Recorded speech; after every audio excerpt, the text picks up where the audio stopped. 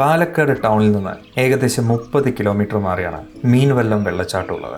25 രൂപയുടെ entry ticket എടുത്ത് കാട്ടിലൂടെ ചെറിയൊരു നടത്തം. കല്ലടിക്കോടൻ മലനിരകളിൽ നിന്ന് ഒഴുകി വരുന്ന മനോഹരമായ പാലക്കാട്ടെ പ്രശസ്തമായ ഒരു വെള്ളച്ചാട്ടമാണ് മീൻവല്ലം. വെള്ളച്ചാട്ടത്തിലേക്ക് പോകുന്ന വഴിക്കായി ചെറിയ സാഹസികതകളൊക്കെ ചെയ്യേണ്ടി വരും. ഇടയ്ക്ക് ഒരു ഭാഗത്തെത്തുമ്പോൾ ഒന്നില്ലെങ്കിൽ വെള്ളത്തിലൂടെ നടന്ന് മുന്നോട്ട് പോകണം, അല്ലെങ്കിൽ വെള്ളത്തിന് മുകളിലൂടെ കെട്ടിയിരിക്കുന്ന മുളയുടെ പാലത്തിലൂടെ വേണം നടന്ന് മുന്നോട്ട് പോകാൻ. ഞാൻ എന്തായാലും മുള കൊണ്ടുണ്ടാക്കിയ ആ പാലത്തിന് മുകളിലൂടെ നടക്കാൻ തീരുമാനിച്ചു.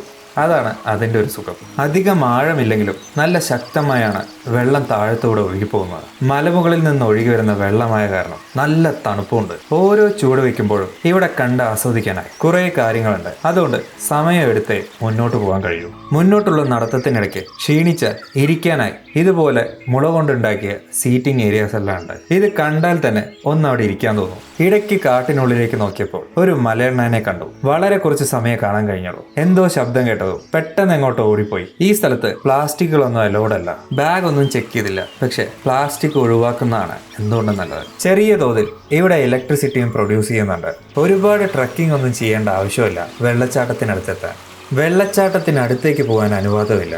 കുറച്ച് ദൂരെ നിന്ന് ഈ വെള്ളച്ചാട്ടം കാണാൻ കഴിയും. അതുപോലെ ഈ വെള്ളച്ചാട്ടത്തിന്റെ വളരെ ചെറിയൊരു ഭാഗം മാത്രമാണ് ഇവിടെ കാണാൻ കഴിയുന്നത്. വളരെ ഉയരത്തിൽ നിന്ന് പല തട്ടുകളായി വീഴുന്ന ഒരു വെള്ളച്ചാട്ടമാണിത്. അതിന്റെ ഏറ്റവും താഴത്തെ ഭാഗം മാത്രമേ ടൂറിസ്റ്റുകൾക്ക് കാണാനുള്ള അനുവാദമുള്ളൂ.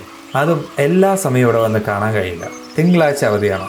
വെള്ളം കൂടിയാലോ ആന ഇറങ്ങിയാലെല്ലാം ഈ സ്ഥലം അടച്ചിടും. ഇവിടെ ഫോറസ്റ്റ് ഓഫീസിൽ വിളിച്ചു ചോദിച്ചു വരുന്നതാണ് എന്തുകൊണ്ടും നല്ലത്. മീൻ വെല്ലത്തിന്റെ ഡീറ്റെയിൽഡ് വീഡിയോ നമ്മുടെ ചാനലിലുണ്ട്. താഴെയുള്ള ലിങ്കിൽ ക്ലിക്ക് ചെയ്താൽ കാണാൻ കഴിയും.